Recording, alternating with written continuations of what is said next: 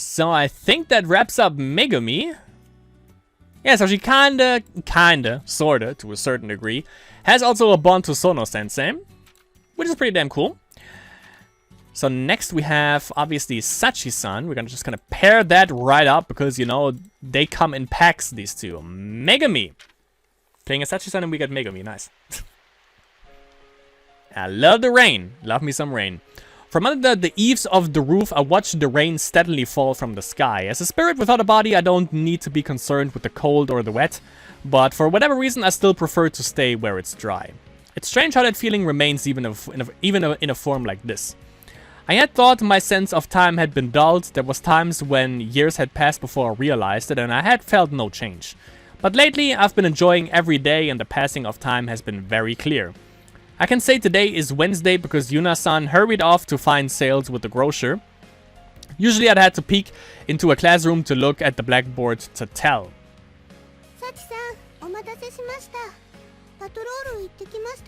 On Yuri patrol. Megumi slid through the door next to me. Her voice was a little unlike her usual self, perhaps in reflection of the gloomy rain.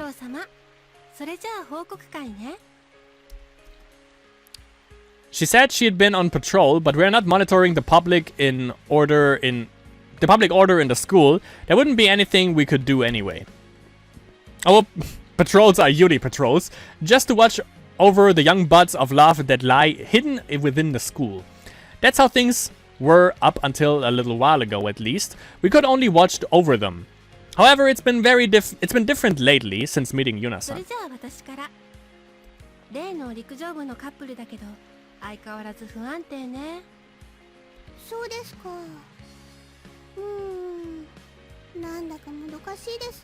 But we know how that ended.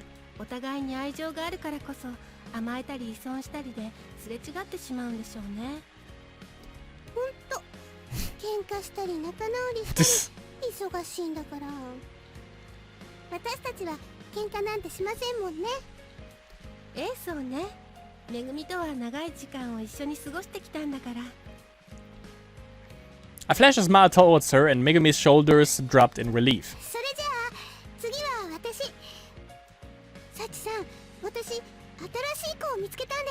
What are you talking about? Megumi's words brought on a bit of anxiety and a bit of excitement in equal measure. Until recently, that would have just meant that we had one more person to watch over, but discovering someone's love has a very different meaning now that we have a way to make these lily buds bloom beautifully. Nice alliteration right there.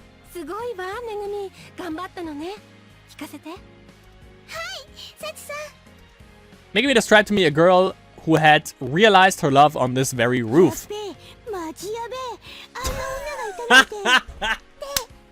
That's Kobayuka, obviously. I couldn't help laughing at the ridiculous way Megumi lowered her voice and imitated the girl.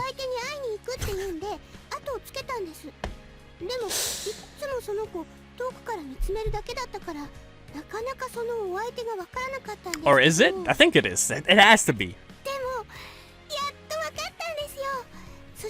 It's Yuka. Right? Yeah.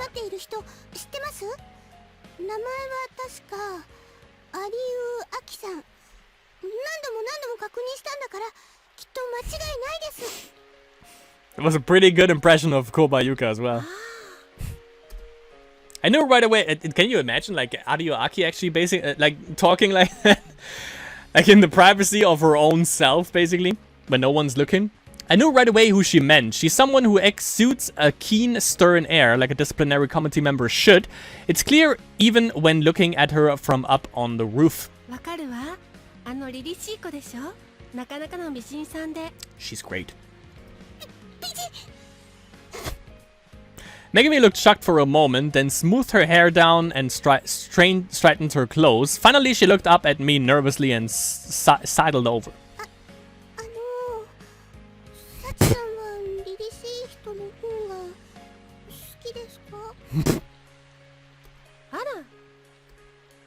She got quite hung up on that one word. Sweet save.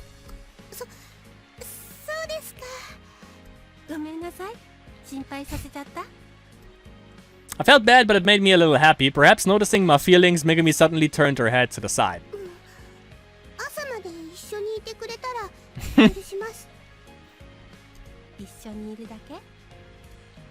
Megami's cheeks turned bright red, her eyes watered and swam, as if she wasn't sure how to respond. Even if she knew they were meaningless, pointless words, I could imagine the visions dancing in her head. Our eyes met, and then we both smiled. We've probably flirted like this dozens, hundreds of times by now. We spent a long, long time playing jealousy with each other, playing confessions, playing betrothal. Countless similar exchanges during our unchanging relationship in this unchanging scenery. It was a stagnant relationship, but one that was strangely comforting, not boring. Oh yeah. I thought as I looked at the rain with Megami. We'll have to speak with Yuna-san before long. We're working on the plan for Kiri-chan right now, so it may be best to wait until things are calmer. And when I think about the future, I'm not sure what to expect. I feel happy, but also a little anxious.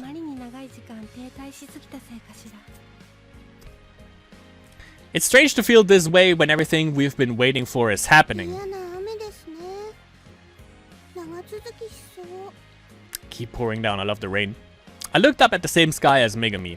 The dark rain clouds suspended there warped the scenery with countless raindrops. It was a sight we'd seen many times before, but...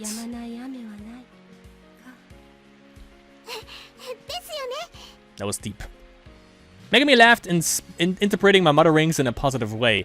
I felt a little relief at her voice. Megami has seemed dejected lately. I know the reason why, but I was also feeling confused. I couldn't be entirely comfortable with all the changes that have been occurring since we met Yuna-san. I felt a sense of urgency pushing up from my chest, as if the feelings are forced down into myself were threatening to burst out.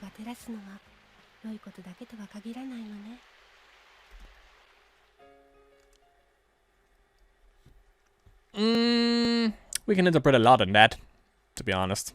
But yeah, we know what this is all about, what this is leading to. And we also ultimately know what she was talking about, obviously, now, which is pretty comforting to know that it wasn't as serious as I thought it was. Okay. Oh, we actually have the next one right here, which is Junior. Junior Rizzle. Ah yeah, do we get my favorite position for Sachi-san? I was on a stroll through the inner building during lunch when I saw Yuna-san out of the corner of my eye. She was walking through the stacks of the mostly empty library, headed toward what looked to be an even more lonely bookshelf. I figured it would be fine to borrow her for a bit. I said, standing next to her, and Yuna-san answered as she reached out to the shelf.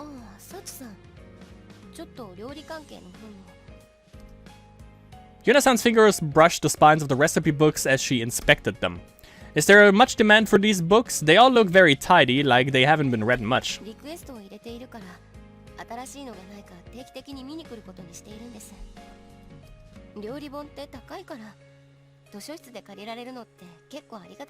Just go on the internet.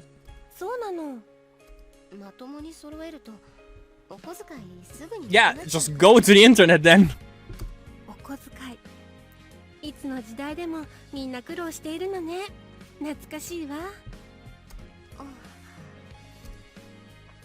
Oh, Yuna-san's giving me a bit of a troubled look. Have I said something odd?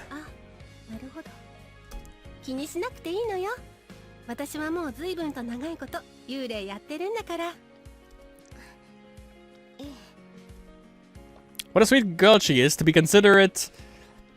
To be so considerate when my state of affairs has become so natural to me. There's such a variety of books here, though, of all different colors, sizes, bindings. I moved over to a strange shelf that displayed its books by their front covers.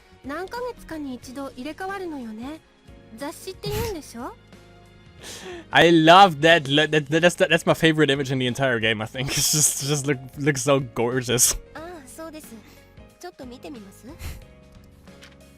Yuna-san paused her search and pulled open one of the magazines.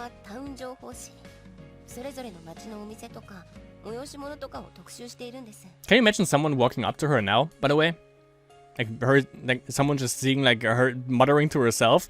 And now, yeah, you know, I'm just wanna be a YouTuber.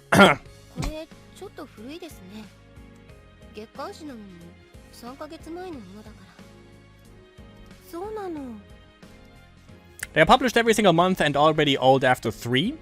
Does it mean there are new things to write about every month? It sounds like a lot of work, both to write and to read them.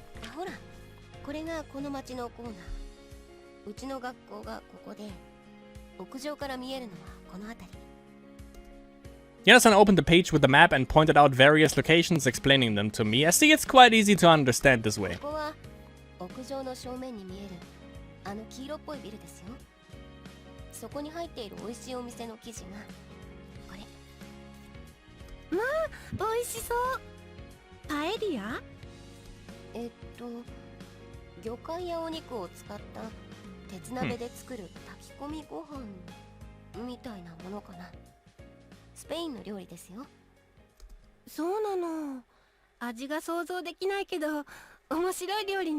Sounds ordinary, more like. So they make this in a building I always see when I look out. That's kind of exciting. When I was satisfied with my inspection of the magazines, Yuna-san returned to her search. She took out the books and flipped through them and read some parts carefully and compared several volumes to each other. She finally ended up with a book on Japanese food. It seemed to have a comparatively commonplace dishes in it.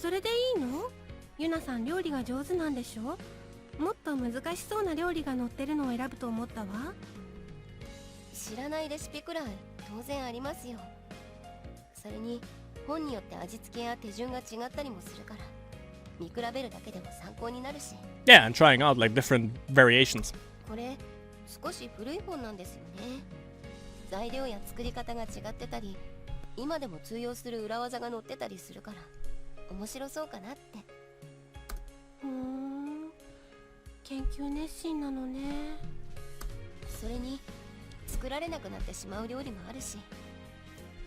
What?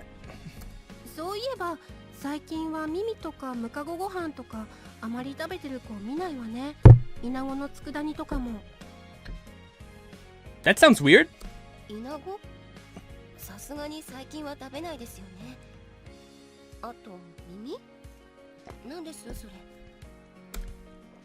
Now that I think about it, Megami don't know either. I shouldn't be surprised Yuna-san hasn't heard of it.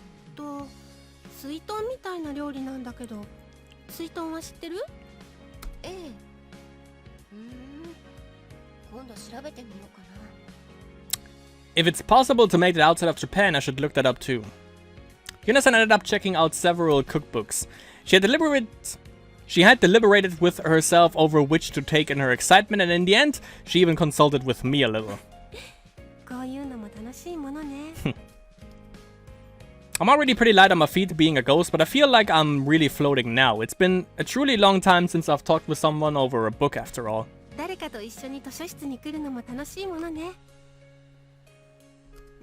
Yeah, especially if you can talk to that someone. The location being with what it is, everyone stays terribly quiet. Yuna-san had been whispering so softly that I can only hear her, but I very much appreciate being able to chat with her.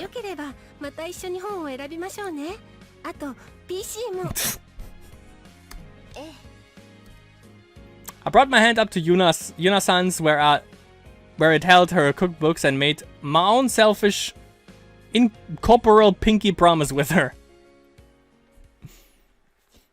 I hope that happened, because we didn't really see it. Okay. So let's check if that was everything for Megami for Sachi-san. Ah, wait, there's something new. Yes, once summer ends. This summer. Let's check this shit out. Okay, fine then. One day when summer vacation was drawing to a close, I happened to be wondering about a deserted school building when I came across Miki-chan alone in the third-year classroom. Miki-chan had been coming to school over summer vacation to take care of various things in addition to attending summer courses. I'd seen her earlier watering the flower beds, and I decided to watch over her for a while, a bit worried that she might be worn out. Doesn't look that way. Miki-chan set her hand lightly on her desk and cast a certain look around the classroom. What? I soon understood. It was a gaze very familiar to me, what? Her eyes had the faraway look of a senior student gazing back on days she'd soon have to part from. Oh.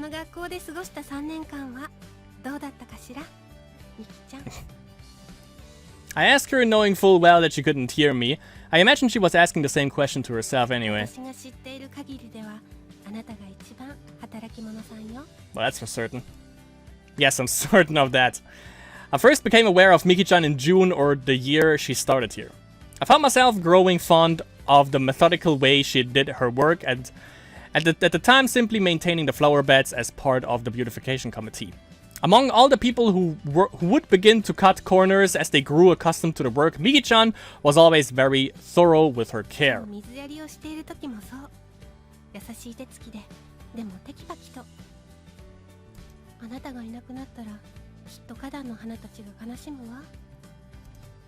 Then as I observed her, I'm sure I noticed the feelings she kept hidden deep inside and only grew more interested in her.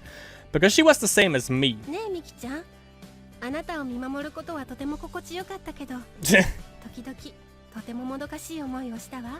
True that.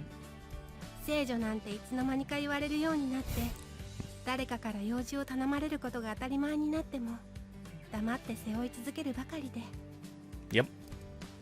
You do tend to look a little troubled when someone asks you to do something you shouldn't need to do. But your hesitation always fades rather quickly in the end, and your expression fades to resignation, determination to bear the task and the burden of your feelings.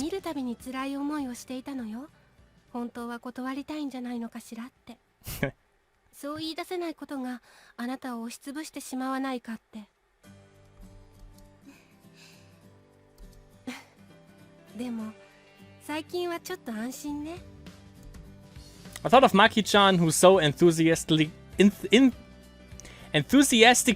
assisted Miki-chan now. Since Maki-chan joined her, Miki-chan's expression has brightened considerably. I worried a little before summer, but now that matter has passed, she seems to be enjoying herself even more. That's even a quiet smile at Miki-chan's lips now as she looks out across her classroom.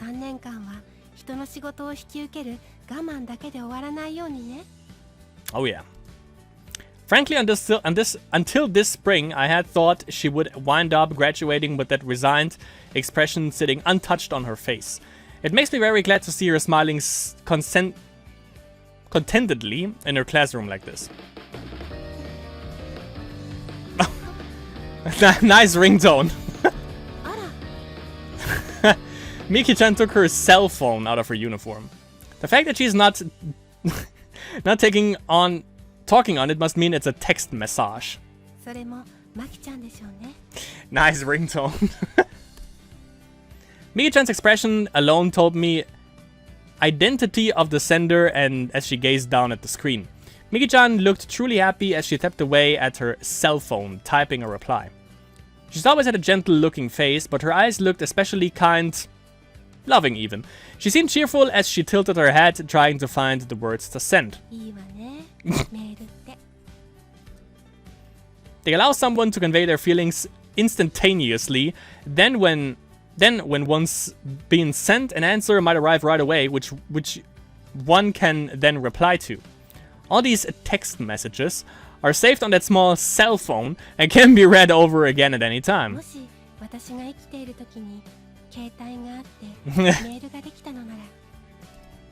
I wonder if I would have been able to convey my true feelings. Pretty sure. I shook my head, remembering the small pile of letters I'd written and torn up. I mean, you can press send right away anyways. It looks like she's received another response to the text she sent. And just like that, she left the classroom excitedly, a joyful spring in her step. That's adorable. Picking out the cries of a late summer cicada from the sounds outside, I let out a little sigh. Once summer ends, the school festival will be just around the corner. Miki-chan was quite busy last year and the year before that, but... Oh, she did. Oh, she did. Maki-chan is with her now. She won't have to keep struggling on her own. Miki-chan may have more than a few harsh memories from these last 3 years, but if it ends well... Oh, she did. And so, when I spotted her figure out in the courtyard beyond the window, I wished her well. Then a moment later, I recalled that I mustn't merely pray for the happiness of others. A wonderful first time we won't regret. My long-cherished wish may soon come true. Megami has already observed one couple come together. That day is steadily growing closer, but as it does, I feel a strange anxiety. It feels as though some impatience is bubbling up in my heart.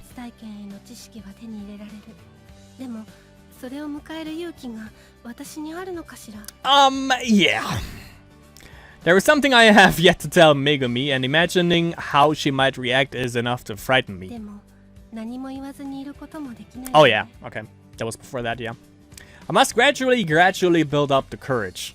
I do not know what will happen, but I must continue on. It's for the sake that we have worked so hard since spring, since meeting Yuna-san.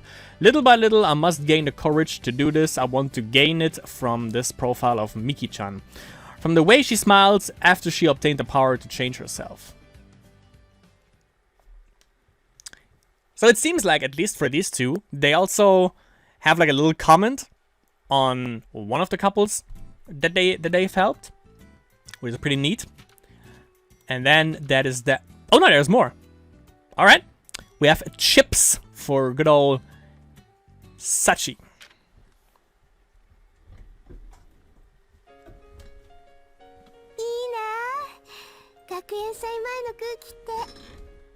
Oh, it's still before the school festival, alright. Megami said, looking out over the campus from the roof.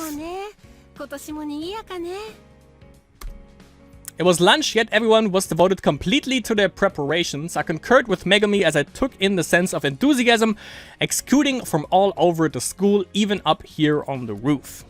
It's truly a good season, no matter how many times it comes. I imagine the school is filled with more energy now than it is at any other time of the year.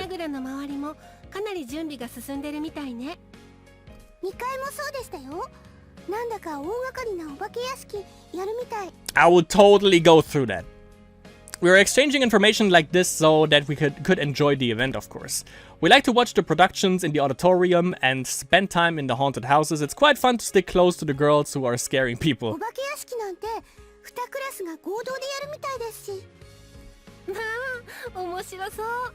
Oh yeah. With the space and hands two classes would afford... What?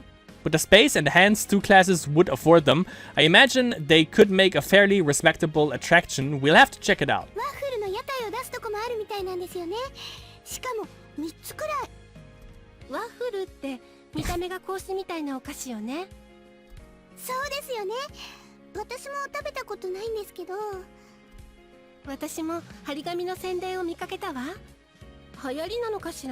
They still are. Yeah. It's fucking delicious.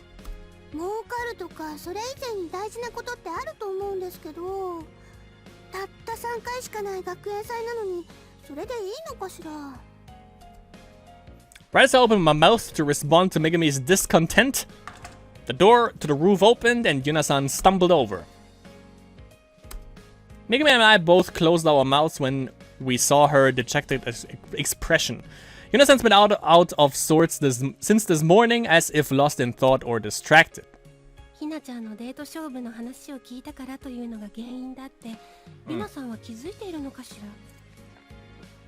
was about to say this, what there was before, like before Hina confessed, so it was a little bit, what? Oh, yeah. Yeah, we know why. I imagine it would clear up her confusion somewhat if she became aware of it, but I doubt she'd appreciate my informing her of it. Yuna-san seems more the type you want to realize something herself, think on it herself, and act on it herself as well. Because I think this, I find myself unable to say anything to her now, and it's several times more frustrating than anything I've ever felt about the girls we've watched over before. Megumi's cheerful greeting was her way of being considerate too, I imagine. うん、そう。さっき一木さんたちにもらったの。 Potato chips are the way to go. 新商品だから気になって買っちゃったけど、その後からダイエット中だってことを思い出したんだって。あら、素敵ね。前から気になってたのよね。そのポテトチップスって。 I gazed down at the bag, half out of consideration and half out of curiosity. I've heard that they are thin fried slices of potatoes, but I wonder what they taste like. Fucking amazing. There's always a crunchy sound when the girls on the roof eat them, but I can't imagine the texture, let alone the taste of them. 食べてみます？ With a wry smile, Yuna-san quickly tore open the bag. どうぞ。でも、お昼食べたばかりだから、そんなに入んないですよ。 I actually had some prior to this recording session. あ、いいの？ポテチなんて久しぶり。私は初めて。ユナ、早く早く。 Yuna-san took her usual place on the bench. At Megumi's urging, the two of us sitting beside her, she picked out a chip from the bag. They're like hard pieces of paper. They certainly don't seem like food to me, but they smell good. Hell yeah. I heard that familiar crunch when Yuna-san bit into it and felt the thin slice breaking easily against her teeth. The first thing I felt was spice stinging my tongue. I wasn't expecting that, but the taste of potato quickly followed along as they crunched delightfully between her teeth. I've been expecting something like potato tempura, but I found I quite enjoyed these, despite their betrayal of my expectations. Besides the betrayal of my expectations. かなり濃い味付けなのね。辛くてびっくりしたけど、美味しいわ。面白い味なのね。Hell yeah. ああ、これ辛い系ですもんね。That's the best. Those are the best ones. I'm fully satisfied after 2 or 3 of them. It even hurts my tongue and the inside of my mouth a little. But girls these days eat whole bags of these, don't they? Well, obviously. According to Yuna-san, they are calorie heavy, but they don't seem like they'd be very filling. How mysterious. That's the whole point. 一袋食べるとさすがにお腹いっぱいになりますよ。ユナ、もうちょっとだけ。え？新鮮な味だったけど、やっぱりお芋はふかしたものか。芋なますがいいわね。I mean, it's not like a meal, right? Like, Sachi, it's not a meal. It's just like something that you just, you know, eat on the side. Like, it's not like oh well. So I thought, though, I feel a bit bad about it since we'd made Yuna-san eat the chips. Then Yuna-san said, as if reading my mind, そういえば前に言っていた芋なますなんですけど、サチさんの知っている芋なますって砂糖と酢どっちを先に入れてました？え、それはよくわからないんだけど。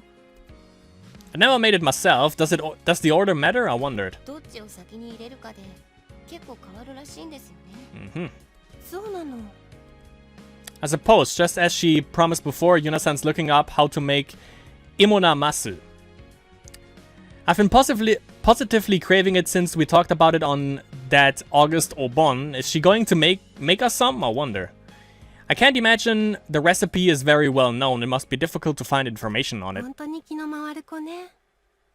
But how does, if you like, I can't really see like if like the order matters that much that you can like can get completely different results if you put vinegar in first or sugar first. I can't see that you can like get two basically if you could really positively get like two different kinds of dishes. I can't really see that though. Even though she should be quite distracted by what's happening with Hina-chan now.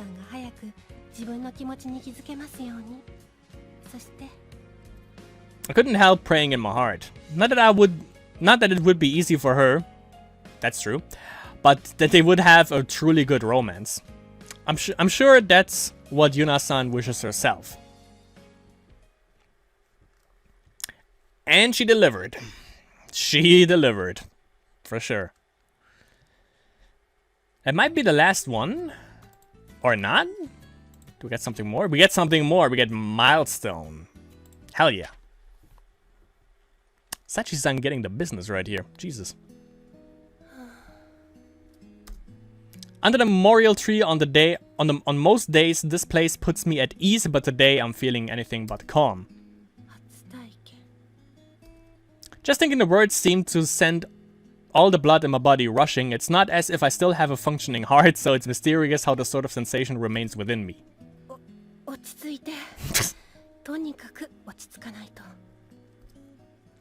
簡単な話じゃないのだしまずユナさんがひなちゃんに返事をして二人がちゃんと恋人同士になってそして私たちを憑依させてくれることを受け入れてくれてそれでようやくという話なんだから And just as you think that, you think more about it. 確かもう少しってところまでは来てるのよねでもまだいくつも関門は残ってるのよ Perhaps it's a problem that some part of me is grateful for those barriers right now. By now, we have seen several girls have their own first times, but can we just follow their examples? This will be the first time Megami and I have touched. So I'm sure there will be differences from what we've observed.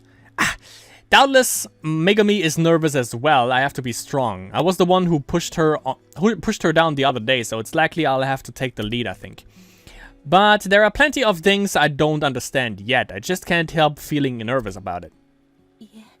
やっぱりやめたいなんて決して思ってはいないけど二人の初体験はずっと思い描いていたことだし絶対に成功させたいでもだからこそ失敗できないし I mean, why do you even care about failing? I can't abandon the way I've been acting in front of Megami now either. It was the same when I opened up to her and Yuna-san. They both accepted how I am. I am happy for that, but in the end I'm still wavering. I'm sure that's because they only heard my true nature in words, the cowardly me. I lean against the memorial tree now too, wavering. I'm keeping myself still, but the unease is so great I feel as though I'm about to start pacing. I feel so pathetic. And just then, at the right moment, Megami approached me with an energetic shout, Yuna-san in tow. By the time I'd caught Megami in my arms, I'd already reverted to my usual manner of speaking. Even I was surprised at how naturally it had happened. I smiled a bit bitterly on the inside, and to think I'd been so worked up a moment before.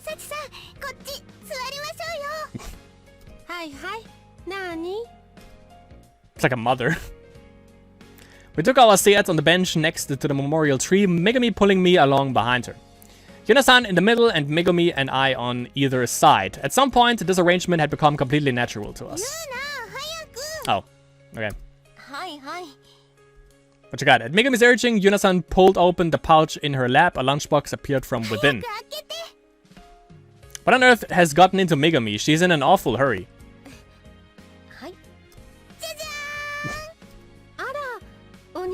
Ah, okay. They were talking about that, yeah. Inside the lunchbox were two onigiri shaped into perfect triangles and looking delicious. But judging from Megami's excitement, there must be something more to them. I wonder what it is. Do they have some interesting filling? I've heard they have been putting things like butter and cheese inside them now. Onigiri with cheese? Well, I mean, I guess it would work, but only butter? I don't know how much filling is in an onigiri, but only butter? Only? Nah, man. I mean, if you would make a German onigiri, I think there would be butter and bread and obviously soaked in beer, probably. From what they told me, Megami had possessed Yuna-san to make these onigiri for me. Oh, so she actually did. Okay. I'm happier for that than any unusual filling. So Yuna was actually okay being possessed by Megami for that.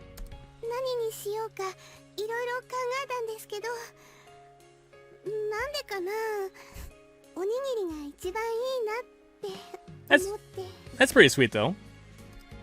Megami looked up at me, blushing at the very portrait of my embarrassment and anxiety. What should I do? What should I do? I'm too thankful and Megami is too adorable.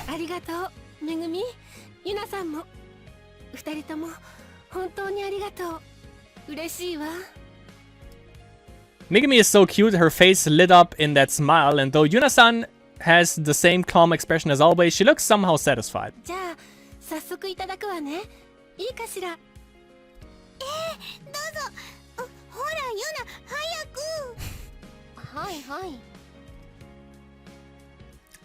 I sidled up close to Yuna-san as she reached for the onigiri. She must have just shaped them. They were warm and I could smell the tasty scent of the nori.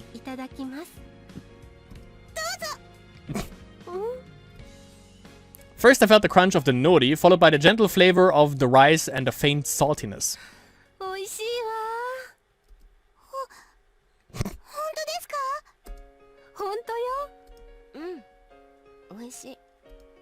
It looked like her anxiety had faded now that Yuna-san, who tasted it with me, was praising her too. Megami released a relieved sigh. A second bite, and this time we reached the filling, soft salmon spilling over my tongue.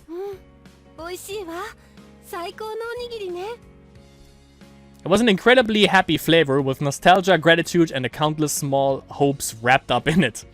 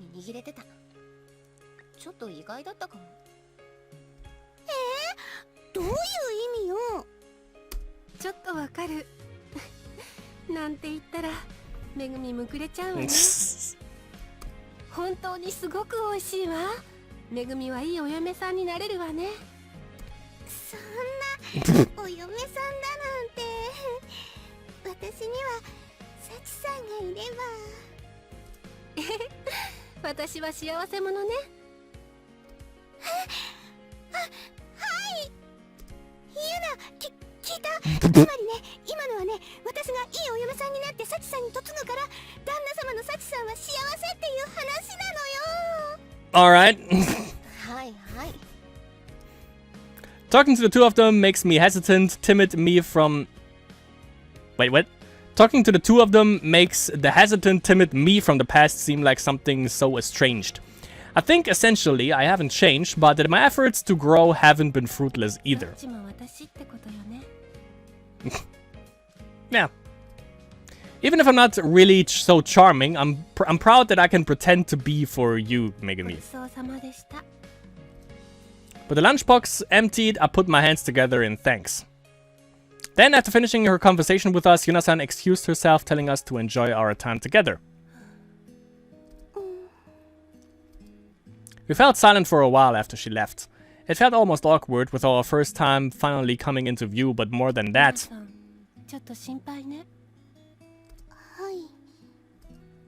It seemed that when we were close to Yuna-san, we both perceived the same thing from her. Her worries and doubts towards Hina-chan, but also the strong will to find an answer amid them. Her situation isn't easy to accept, and her answer isn't an easy one to reach, but Yuna-san is trying to move forward even as she struggles. Even though, for the most part, then she was just walking on one... Like, she was walking in place, basically, for a long while. I don't think the conclusion Yuna-san reaches will be the cleanest or the least painful, but I think it'll be the conclusion she'll regret the least. That's why she'll be okay. That's why no matter what decision Yuna-san makes, all I can do is accept it.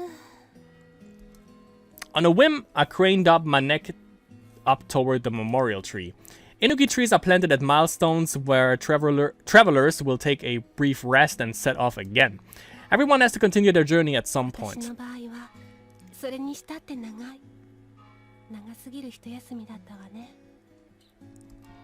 But things are starting to change for me now. I feel as if I'll be setting off again soon.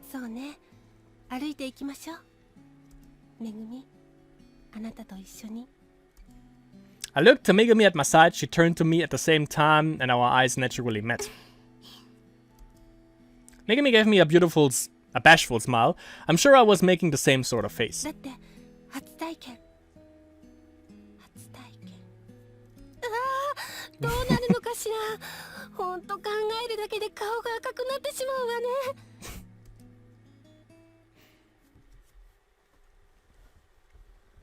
And we knew what happened. My friends, we knew what happened. We know they didn't mess it up. Alright. I guess that covers it for Megami and Sachi-san, it seems. Let me just make sure. So, what do we have left? We have, obviously, Ariuaki. We have, obviously, Kobayuka. We have her twice, though, I think. Which is kind of odd, but I'm not complaining. We have Sono-sensei. We have Nena. Oh, never mind. We only have Koba once. And I wouldn't mind her having her multiple times, though. No, we have her no, wait, never mind. Okay, yeah, okay. It's Tsurugimine Cutie. So we have Sono-sensei, Ariuaki, Tsurugimine, and Koba left for the next ones.